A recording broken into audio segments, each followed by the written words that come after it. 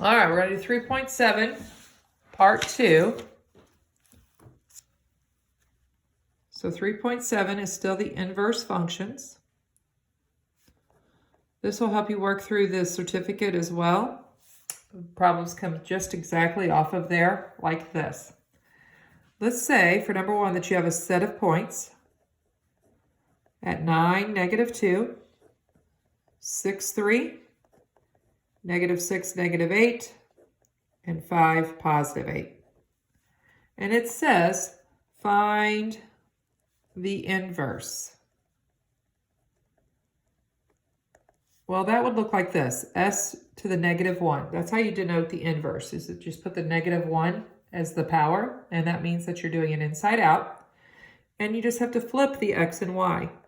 So the first point is -2, 9, 3, 6, -8, -6, and 8, 5. And then it will ask for the domain of the inverse. And that's where you just tell me the x values. So the domain is -2, 3, oh goodness sakes, -8, and 8. And then the range of the inverse is 9, 6, -6, and 5. You do not have to put those in numerical order. All right. And then for number 2, does the following have an inverse? H of x equals the absolute value of x. Now remember, absolute value graphs look like this.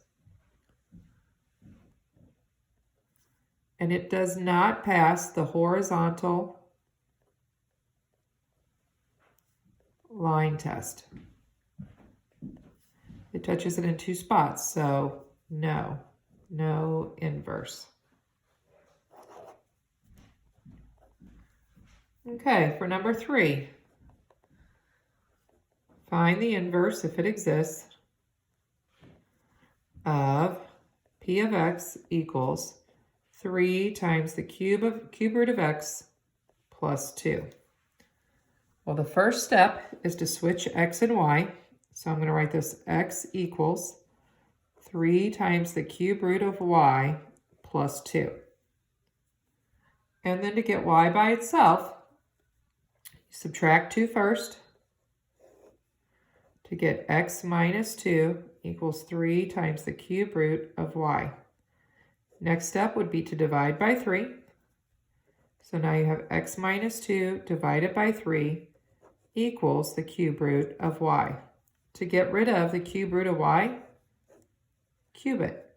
And what you do to one side, you have to do to the other. So y equals x minus 2 over 3 cubed. The whole thing has to be cubed. What do you think about that?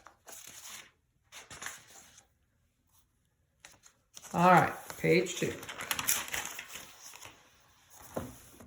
For number 4, I have v of x equals x minus 2 to the 1/5 minus 2. And again, we're just going to find the inverse. So I'm going to put x equals y minus 2 to the 1/5 power minus 2. And I don't have to worry about it not having an inverse because it's the 5th root. You can find the inverse of any radical function. First step is to add 2.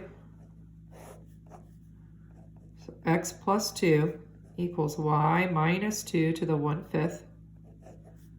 Got to get rid of the 1/5 power. And if I raise it to the 5th power, that just takes it to the 1st. 1/5 of 5 is 1. So what you do to one side, you have to do to the other.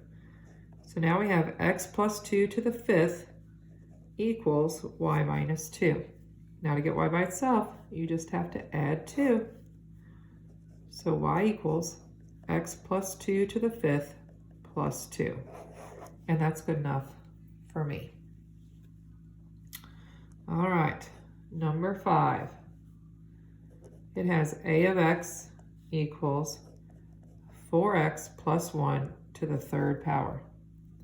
So I'm going to change this to x and this to 4y plus 1 cubed. To get to the y, first thing I've got to get rid of is this power. So I have to cube root, or do the 1/3 power, same thing.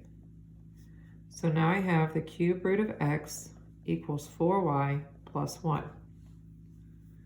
So I'll subtract 1 to get the cube root of x minus 1 equals 4y. Divide everything by 4. So y equals the cube root of x minus 1 over 4. And for number 6, number 6 has a of x equals -1 over x minus 1. So I'm going to rewrite this. X equals -1 over y minus 1. Now the first thing you're going to have to do is get rid of this denominator. So I'm going to multiply both sides by y minus 1. And when I distribute, I get xy minus 1x equals -1. I'm going to add this x over. X times y equals -1 plus x, or you can write x minus 1. Divide by x, divide by x. Y equals -1 plus x divided by x. All right, and then for number 7, this should cover the last thing you need to know about inverse functions. And this is the hardest one. H of x equals -x minus 2 over -2x plus 3.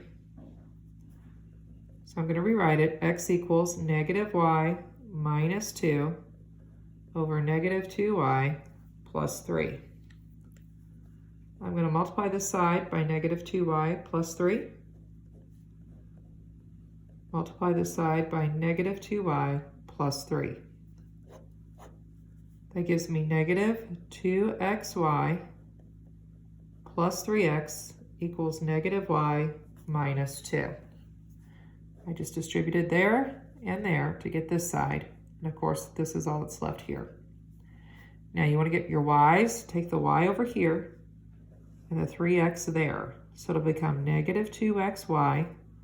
To take that over, you have to add it, of course. So plus y. And then to take this to the other side, you have to subtract it, equals -3x minus 2.